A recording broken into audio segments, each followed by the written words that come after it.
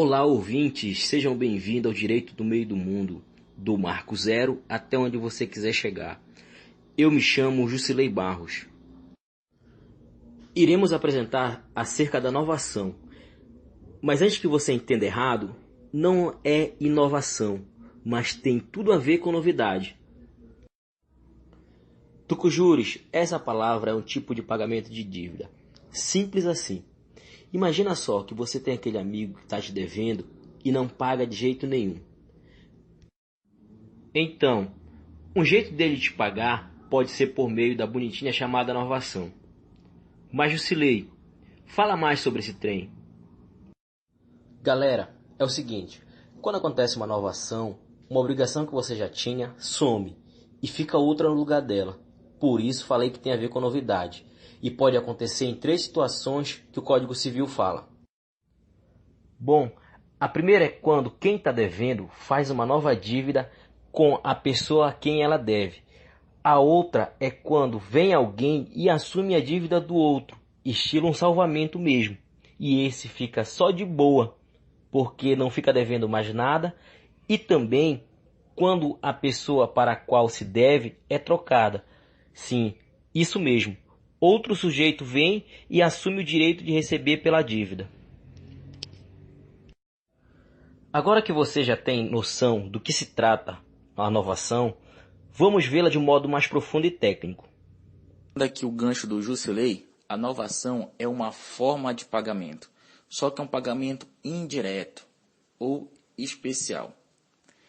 Ele é um meio de extinção da obrigação, que a satisfação do credor e a liberação do devedor não acontecem em decorrência da realização da prestação, mas em virtude da aplicação de meios alternativos permitidos em lei, que garantam a satisfação da obrigação. O que isso quer dizer?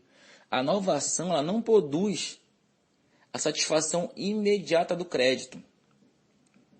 Ou seja, ela é um modo extintivo não satisfatório. O credor não recebe imediatamente aquilo que estão lhe devendo. Ou seja, se eu devo R$100 para ele não vai receber R$100 agora. Ele vai modificar a forma que ele vai receber esses R$100.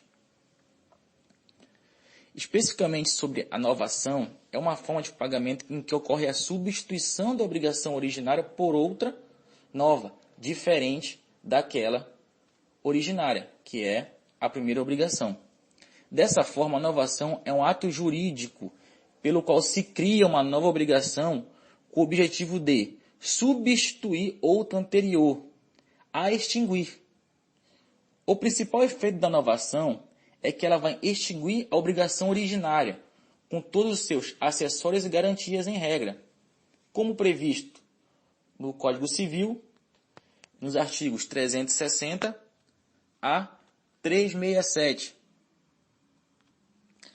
Para Orlando Gomes, existem 3 requisitos que devem estar presentes para que se configure a inovação. O primeiro deles é a existência jurídica de uma obrigação. Então não há que se falar de você mudar a obrigação se não existe uma obrigação anterior. É o oblocatio novanda. O segundo é a constituição de uma nova obrigação, a liquid novi. E o terceiro é o ânimo de inovar. Inovação vem, inclusive, dessa palavra novar, que é o animus novandi. Nesse aspecto, a intenção de inovar é um requisito essencial para a existência da inovação. Ele também é chamado de animus novandi. Exige, pois, que o credor tenha a intenção de inovar, já que essa forma de extinção da obrigação requer do credor a renúncia do crédito antigo e dos acessórios que o acompanhavam. Então, o credor, aquele para quem você está devendo, é o que vai receber essa obrigação, ele tem que renunciar ao crédito antigo. Então, havendo ânimo de inovar, expresso ou tácito, o que seria esse tácito? É o que não está expresso, né? Desde que inequívoco, a segunda obrigação confirma simplesmente a primeira, como diz o Código Civil no seu artigo 361. A intenção de inovar pode ser tácita ou expressa, mas não deve haver dúvidas quanto a ela, sob pena de não entender a situação como uma inovação. Inexistindo o animus novandi, por existirem duas dívidas que, no entanto, se excluam, pode o credor exigir uma ou outra, mas se cumprindo uma, extingue-se a outra. Então, o credor ele pode optar por uma ou outra, não existindo o animus novandi, a intenção de inovar, né? E só que, cumprindo uma obrigação, tanto a originária quanto a outra, você tem o cumprimento da obrigação. Então, a quitação de uma extingue a outra.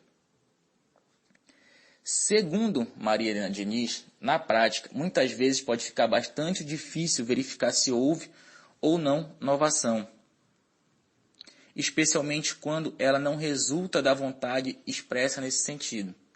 Para esta autora, quando o ânimo de inovar não está expresso, ele estará presente sempre que houver incompatibilidade entre a antiga e a nova obrigação. A doutrina não nos oferece nenhum critério seguro que possibilite a identificação do animus novandi, de forma que a intenção de inovar terá que ser investida em cada caso, atendendo-se às peculiaridades. Todavia, de um modo geral, haverá alguma possibilidade de se afirmar que quando o ânimo de inovar não estiver expresso, ele estará presente sempre que houver incompatibilidade entre a antiga e a nova obrigação. Tá? Então é isso que diz Maria Helena Diniz. E agora eu vou passar a bola para o Marcos Paulo, que vai dar continuidade ao tema novação. Acerca da figura da novação subjetiva passiva, o direito civil se encarrega de estudá-la como um tipo de inovação em que eu vou o quê? Mudar o meu devedor. A pessoa que deve, ela vai sair da obrigação, lembrando que inovação é uma nova obrigação, ela vai sair da obrigação e vai assumir no lugar dela um terceiro estranho à relação obrigacional, que vai assumir o cargo de devedor. Muito bem, nesse caso, o devedor originário, ou seja, o devedor que estava no começo, que foi o que saiu, ele fica liberado da obrigação. Traduzindo, ele não está devendo mais nada. Como a novação é uma nova obrigação, ela também vai extinguir todas as obrigações acessórias delas decorrentes. Caso o novo devedor seja insolvente, ou seja, no sentido de que o novo devedor ele não tem patrimônio suficiente para quitar a dívida. E aí, o que vai acontecer? A culpa vai ser do devedor antigo ou do credor, que é quem vai ter que receber o dinheiro? A priori, o credor não vai ter direito algum de regresso contra o devedor primitivo, certo?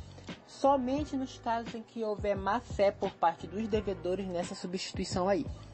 Por exemplo, o devedor primário sabia que o devedor que ficaria no lugar dele não tinha o patrimônio suficiente para pagar a dívida, para sanar a obrigação. E ele fez isso com dolo, com intenção de enganar o credor e se livrar da obrigação. Uma ação regressiva contra o devedor primário. A doutrina e o próprio Código Civil, eles se encarregam de estabelecer duas modalidades de inovação subjetiva passiva. A primeira, eu posso chamá-la de expromissão, que nesse caso o devedor primário ele não há o consentimento dele, e mesmo assim há a novação, assinando-a o credor e o novo devedor, e a por delegação, que nesse caso haverá sim o consentimento do devedor, já que é ele quem vai indicar o novo devedor, a pessoa que ficará no lugar dele. Nesse caso assinará o termo o credor, o devedor e o novo devedor, certo? No que se refere às observações, tem-se uma que é a questão de novação em obrigações nulas ou extintas. Nula é uma coisa e extintas são outras. O que é uma obrigação nula? É aquela viciada que não possui efeitos no mundo jurídico. Se não possui efeito no mundo jurídico, em hipótese alguma se poderá falar que poderá haver uma novação. Não. E a mesma coisa vale para as extintas. As extintas são aquelas que não existem mais. Como não existem mais, não se pode mais novar algo que não existe, algo inexistente.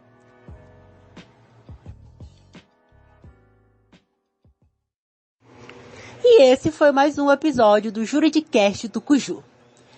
Esperamos que todos e todas tenham aproveitado o máximo possível deste episódio. Até mais!